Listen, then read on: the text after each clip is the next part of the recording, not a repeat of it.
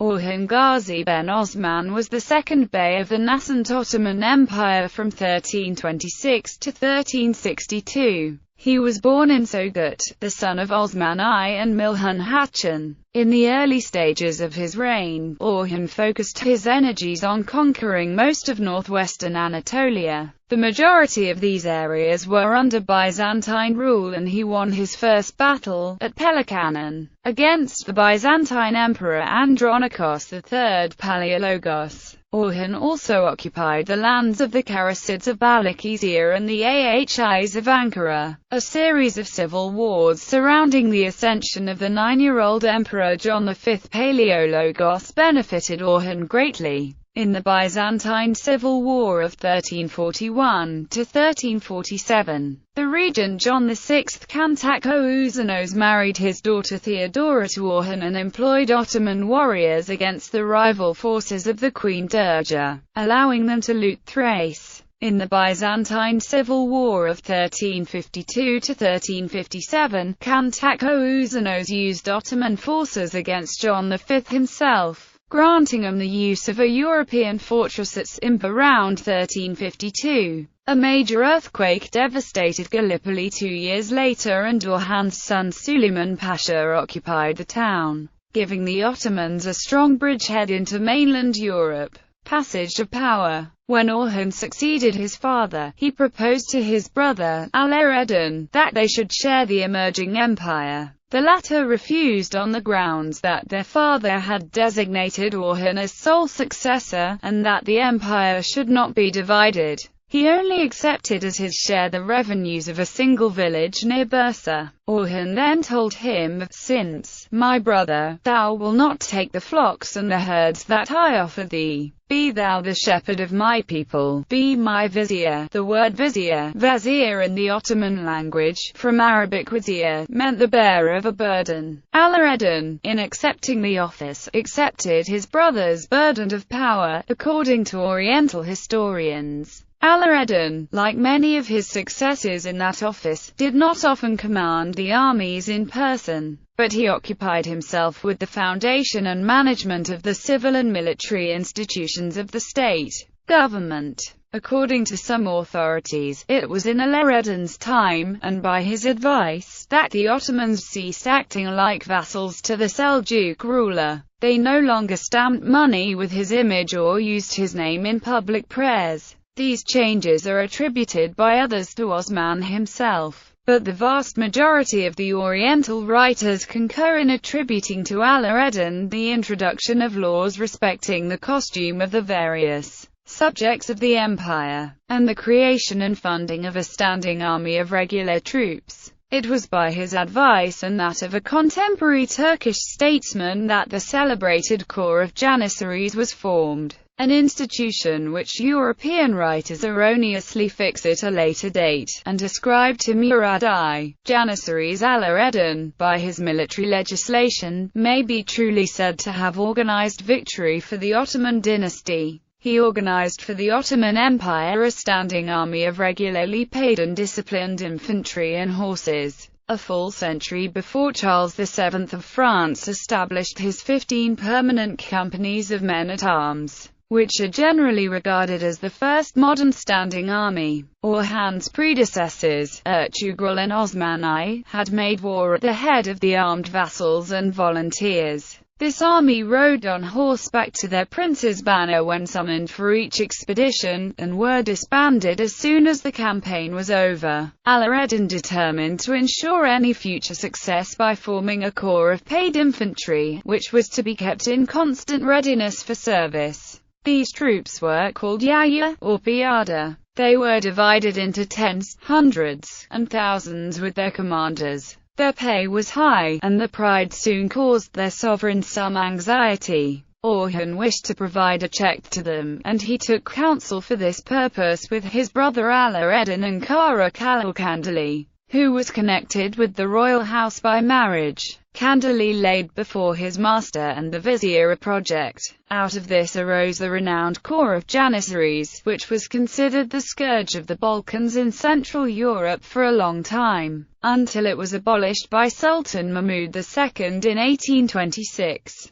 Kandli proposed to Orhan to create an army entirely composed of the children of conquered places. Kandli argued that the conquered are the responsibility of the conqueror, who is the lawful ruler of them, of their lands, of their goods, of their wives, and of their children. We have a right to do, same as what we do with our own, and the treatment which I propose is not only lawful, but benevolent. By enforcing the enrolling them in the ranks of the army, we consult both their temporal and eternal interests, as they will be educated and given better life conditions. He also claimed that the formation of Janissary out of conquered children would induce other people to adopt, not only out of the children of the conquered nations, but out of a crowd of their friends and relations, who would come as volunteers to join the Ottoman ranks. Acting on this advice, Orhan selected 1,000 of the finest boys from conquered Christian families. The recruits were trained according to their individual abilities, and employed in posts ranging from professional soldier to Grand Vizier. This practice continued for centuries, until the reign of Sultan Mehmet IV. Politics. Initial expansion. Orhan, with the help of jihad commanders at the head of his forces of light cavalry, started a series of conquests of Byzantine territories in northwest Anatolia. First, in 1321, Mudanya was captured on the Sea of Marmara, which was the port of Bursa. He then sent a column under Conor Alp towards West Black Sea coast, another column under Aquada to capture Kocaeli, and finally a column to capture the southeast coast of the Sea of Marmara. Then, he captured the city of Bursa just with diplomatic negotiations. The Byzantine commander of the Bursa fort, called Evrenos Bey, became a commander of a light cavalry force, and even his sons and grandsons served Ottoman Empire in this capacity to conquer and hold many areas in Balkans. Once the city of Bursa was captured, Orhan sent cavalry troops towards Bosphorus, capturing Byzantine coastal towns of Marmara. There were even sightings of Ottoman light cavalry along the Bosphorus coast. The Byzantine Emperor Andronicus III gathered together a mercenary army and set off towards Anatolia on the peninsular lands of Kocaeli, but at the present towns of Darika, at a site then called Pelikanen, not too far from Uskuda, he met with Orhan's troops. The Byzantine forces were routed by Orhan's disciplined troops. Thus, in 1329, after this Battle of Pelikanen, the Byzantines gave up the idea of getting the Kocaeli lands back and never tried conducting a field battle against the Ottoman forces. The city of Nicaea surrendered to him after a 3-year siege in 1331. The city of Izmit or Nicomedia was also captured in 1337. Orhan gave the command of it to his eldest son, Suleiman Pasha, who had directed the operations of the siege. In 1338, by capturing Uskuda, most of northwest Anatolia was in Ottoman hands. The Byzantines still controlled the coastal strip from Sile on the Black Sea to Uskuda and the city of Amasra in Paphlagonia, but these were so scattered and isolated as to be no threat to the Ottomans. Then, there was a change of strategy in 1345. Instead of aiming to gain land from non-Muslims, Orhan took over a Turkish principality, Karasi. According to Islamic philosophy of war, the areas under Islamic rule were to be abodes of peace and the other areas abodes of war. In abodes of war, conducting a war was considered a good deed. Karasi Principality was a state governed by a Turkish emir and its main inhabitants were Turkish, so it was an abode of peace. Ottomans had to have special justification for conquering fellow Muslim Turkish principalities. In the case of Karasi, the ruler had died and had left 2 sons whose claims to the post of emir were equally valid. So there was a fight between the armed supporters of the 2 claimant princes. Orhan's pretext for invasion was that he was acting as a bringer of peace. In the end of the invasion by Ottoman troops, the 2 brothers were pushed to the castle of their capital city of Bugama. One was killed and the other was captured.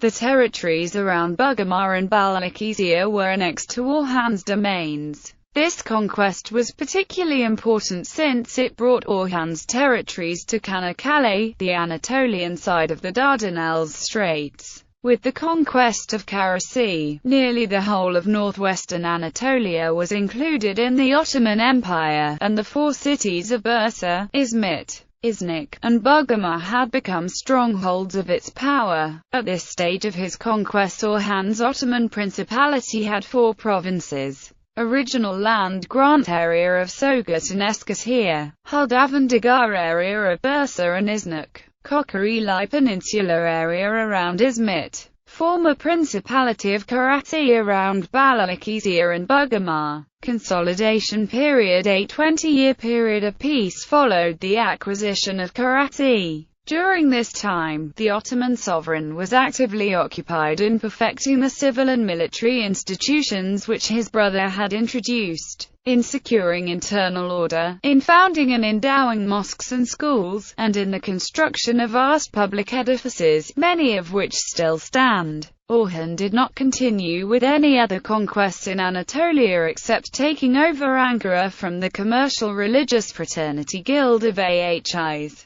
The general diffusion of Turkish populations over Anatolia, before Osman's time, was in main part a push from the Mongol conquest of Central Asia, Iran and then East Anatolia. Although they were all of Turkish stock, they were all rivals for dominant status in Anatolia. After the Byzantine defeat of the Battle of Peloponnesus, Orhan developed friendly relations with Andronicus III Palaeologus, and maintained them with some of his successors. Therefore, the Ottoman power experienced a 20-year period of general repose. However, as the Byzantine Civil War of 1341 to 1347 dissipated the last resources of the Byzantine Empire, the auxiliary armies of the emirs of Turkish principalities were frequently called over and employed in Europe. In 1346, the Emperor John VI Cantacuzene recognized Orhan as the most powerful sovereign of the Turks. He aspired to attach the Ottoman forces permanently to his interests, and hoped to achieve this by giving his second daughter, Theodora, in marriage to their ruler, despite differences of creed and the disparity of age. However, in Byzantine and in Western European history, dynastic marriages were quite usual, and there are many examples which were much more strange. The splendor of the wedding between Orhan and Theodora at Selimbria is elaborately described by Byzantine writers. In the following year, Orhan and Theodora visited his imperial father-in-law at Üsküdar, the suburb of Constantinople on the Asiatic side of the Bosphorus, where there was a display of festive splendor. However, this close relationship soured when Byzantines suffered from marauding migrant Turkoman bands that had crossed the Marmara Sea in Dardanelles and pillaged several towns in Thrace. After a series of such raids, the Byzantines had to use superior forces to deal with them. Decline of Byzantine Empire. During Orhan's reign as the Ottoman emir, the Byzantine Empire declined, partly due to the ambitions of Italian maritime states and to the aggression of the Turkomans and other city Turks, but also due to civil wars within the empire. During these years, the Byzantine Empire became so weak that commercial supremacy in the surrounding seas around it became a bone of contention for the Italian maritime commercial city-states. The Republic of Genoa possessed Galata, a separate Genoese city across the Golden Horn from Constantinople itself. The Genoese had fought the Byzantines earlier in 1348, where the Byzantines had decreased their customs tariffs in order to attract trade to the Byzantine side of the Golden Horn. In 1352, the rivalry for trade led to a war between Genoa and Venice. The Genoese, in trying to repel her Venetian fleet from destroying their ships in Golden Horn, bombarded the sea walls of Constantinople and pushed the Byzantines to ally with the Venetians. The Venetians assembled a large naval force, including hired fleets from Peter IV of Aragon and from the Byzantine Empire of John VI Cantacuzene. Unfortunately for Venice and its allies, The sea battle between the Venetian fleet under the command of Niccolo Pisani and the Genoese fleet under Paganino Doria led to defeat of Venetians and the Byzantine allies. Orhan opposed the Venetians, whose fleets and piratical raids were disrupting his seaward provinces, and who had met his diplomatic overtures with contempt. The Venetians were allies of John VI, so Orhan sent an auxiliary force across the straits to Galata, which there cooperated with the Genoese. In the midst of the distress and confusion that the Byzantine Empire now suffered, Orhan's eldest son, Suleiman Pasha, captured the castle of Zumpi in a bold move which gave the Turks a permanent foothold on the European side of the Dardanelles Straits. He also started to settle migrant Turkomans and town-dwelling Turks in the strategic city and castle of Gelibolu, which had been devastated by a severe earthquake and was therefore evacuated by its inhabitants. Suleiman refused various financial inducements offered by John VI to empty the castle and the city. The emperor pleaded with his son-in-law Orhan to meet personally and discuss the matter, but the request was either rejected or could not be carried out due to Orhan's age and ill health. This military situation remained unresolved, in part because of the eruption of hostilities between John VI and his co-emperor and son-in-law John V Palaeologus. John V was dismissed from his imperial post and exiled to Tenedos. Cantacuzen's son Matthew was crowned as the co-emperor, but very soon John V returned from exile with Venetian help and conducted a coup, taking over the government of Constantinople. Although the two men came to an agreement to share power, John VI resigned from his imperial post and became a monk. Each of these two contestants for power was continually soliciting Orhan's aid against the other, and Orhan supported whichever side would benefit the Ottomans. Last year's Orhan was the longest living and one of the longest reigning of the future Ottoman sultans.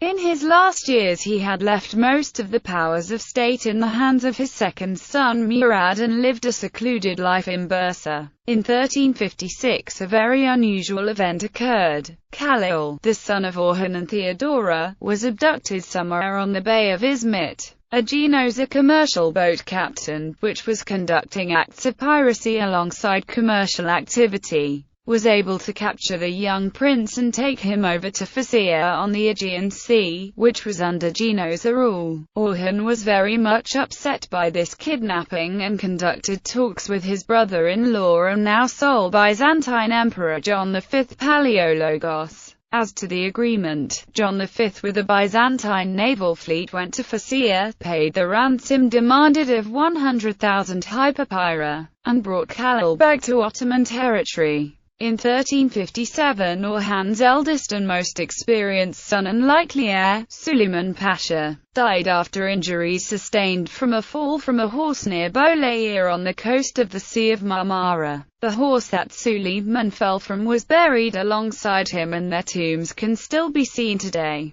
Orhan was said to have been greatly affected by the death of his son. Orhan died soon after, in 1362, in Bursa, at the age of 80, after a reign of 36 years. He is buried in the turb with his wife and children, called Gummuslu Kumbit in Bursa. During his reign, some of the most important civil and military institutions of his state were founded in the western provinces of Anatolia, but were also planted on the European continent. Marriages and children. Suleiman Pasha, eldest known son, and the intended heir who was the architect of the Ottoman expansion into Thrace. He died shortly after his brother Khalil's capture by the Genoese pirates, as the result of a fall from his horse. His steed was buried next to him in Bolayir, north of Gallipoli, where their graves can still be seen. Sultan Bey Hatis Hachan married Damit Suleiman Bey. Her husband was a son of Savji Bey and through him grandson of Osman I. In 1299 Orhan married Nilüfer Hachan, daughter of the Prince of Yahisar or Byzantine Princess Helen, who was of ethnic Greek descent. They had at least 2 children. Murad I, assassinated by Milo Zabilik during the Battle of Kosovo.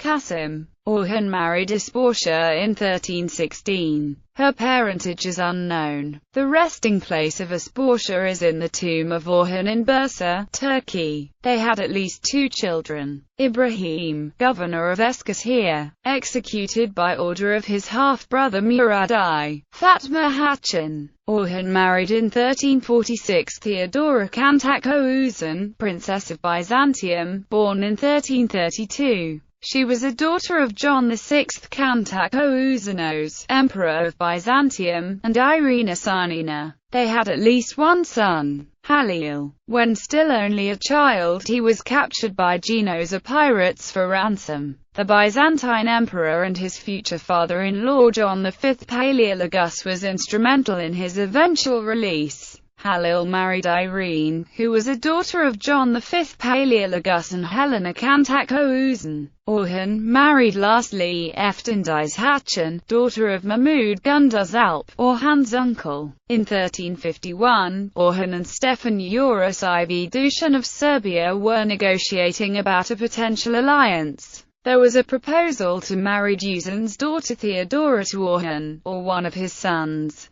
However, the Serbian diplomats were attacked by Nikiforos Orsini, after which the negotiations broke down. The marriage didn't take place, and Serbia and the Ottoman state resumed hostilities.